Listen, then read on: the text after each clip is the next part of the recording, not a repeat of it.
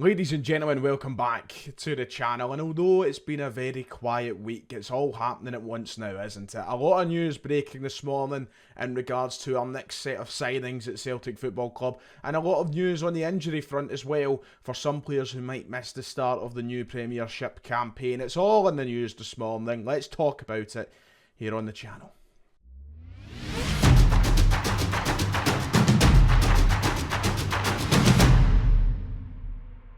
Like and subscribe if you haven't already. We're doing well on that road to 40,000, so please, if you haven't, jump down below. It's absolutely free. Press the big red button and press the thumb as well.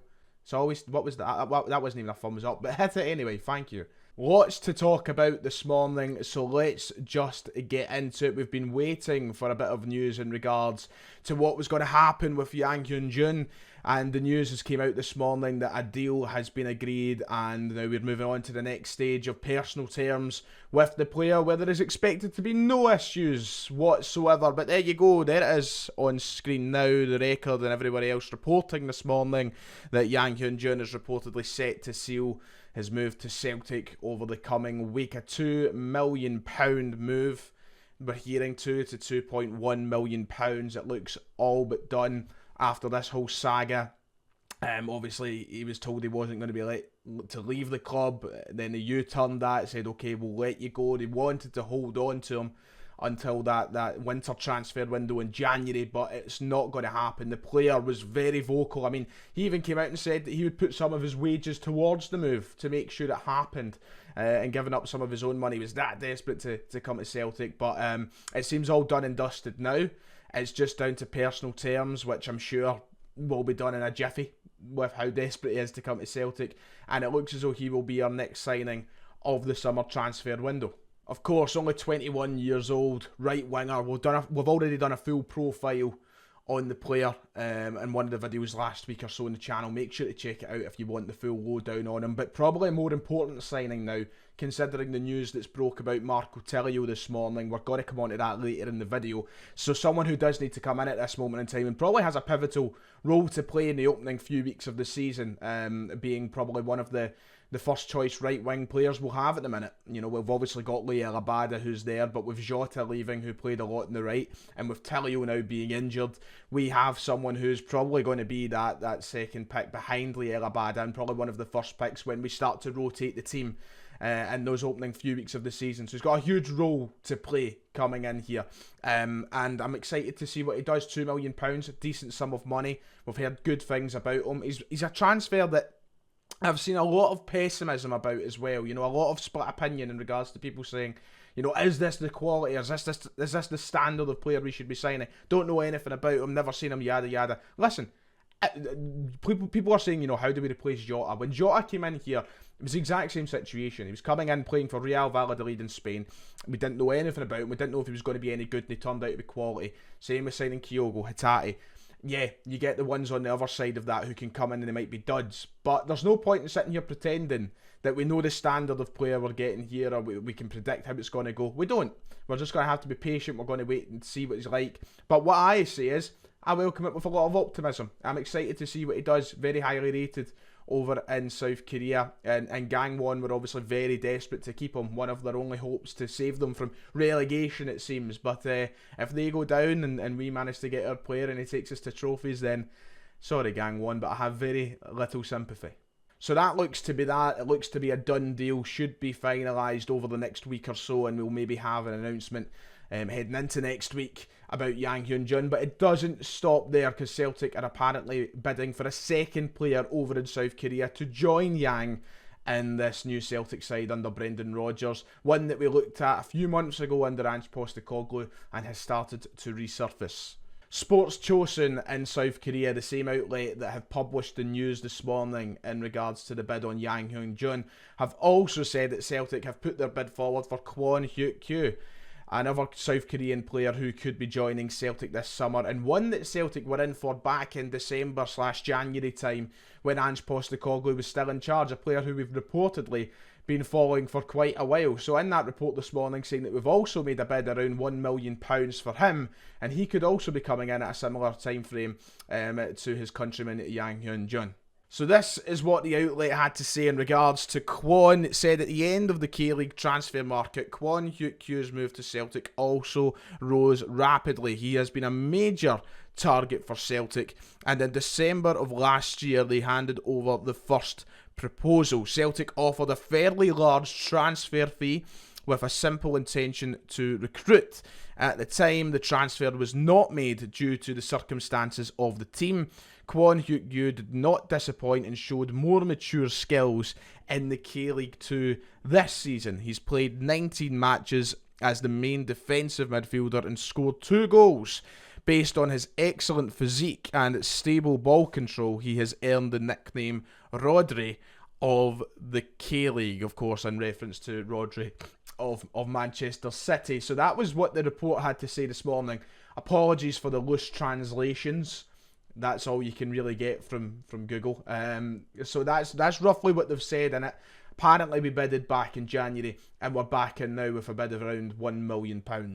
So then, we're going to talk about Kwon very, very quickly in this video because I don't want to drag it on. But apparently, he has been very, very good in the K-League 2 so far in the 2023 campaign, as we've just touched on there. But he has played in the top flight in South Korea. He played in the K-League last season, the 2022 session, where he made 19 appearances while he was on loan.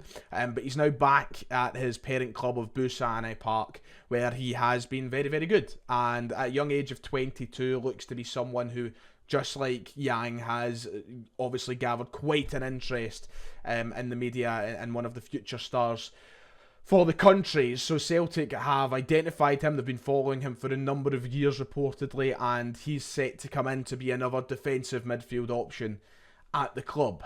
The only thing that confuses me with him being a defensive midfielder is the fact that, of course, we've already went out and signed Tomoki Iwata. We've extended the contract of Callum McGregor.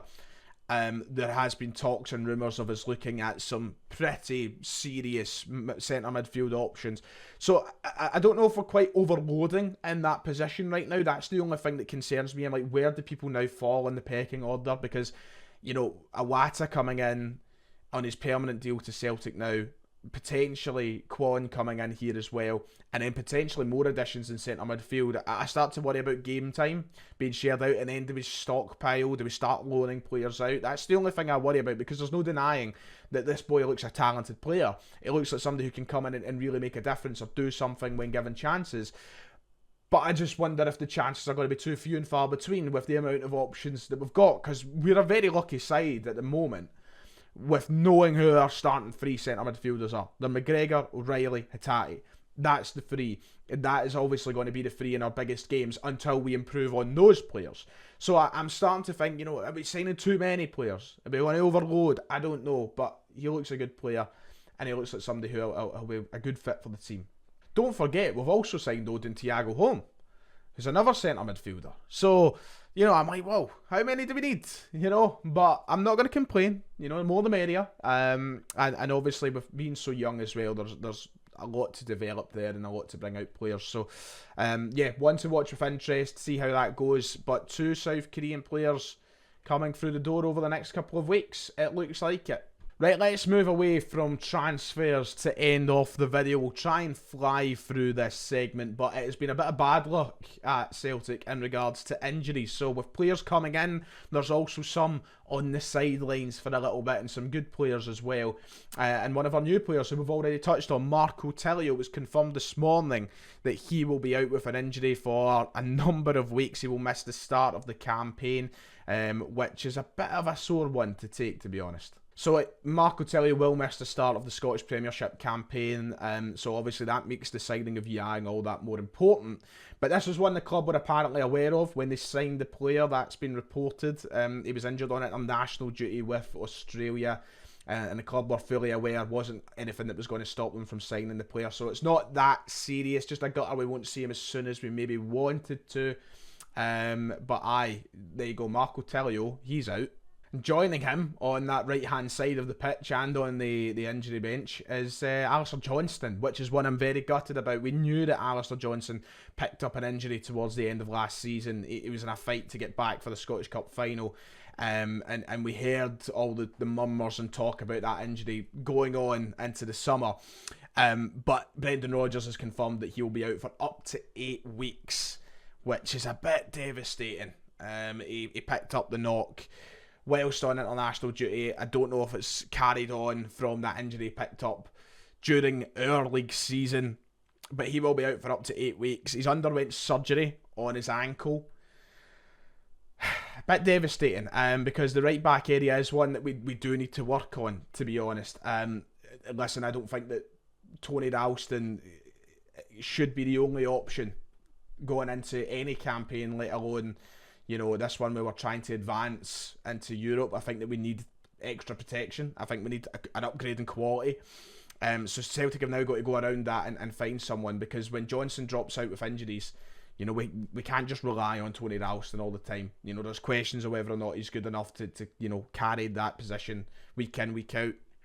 And also, it's just that one player who's there, and it's such a heavy weight to put on his shoulders. But I hope that Johnson's back quick. I hope he recovers well, because he's quality. And, I'll miss him. And finally, Mikey Johnston has sustained a back injury. He'll be out for 3 months, just upon his return to the club. And, you know, the boy's got no luck, first of all. That for me, it might be, and I feel sad saying it, because so many people have, and look, I've been very vocal. I don't think Johnson's good enough to play for Celtic. Mikey Johnson, I don't think he's quality enough to play in this Celtic side and be part of it moving forward. I always thought that his career lay elsewhere. You know, he done well with his move in Portugal, started well for the Irish national team, you know, used the momentum, go and start somewhere else. But he's now out for 3 months. He'll probably stay at the club throughout that to aid his recovery. But I do feel that this might be the final nail in his Celtic career coffin.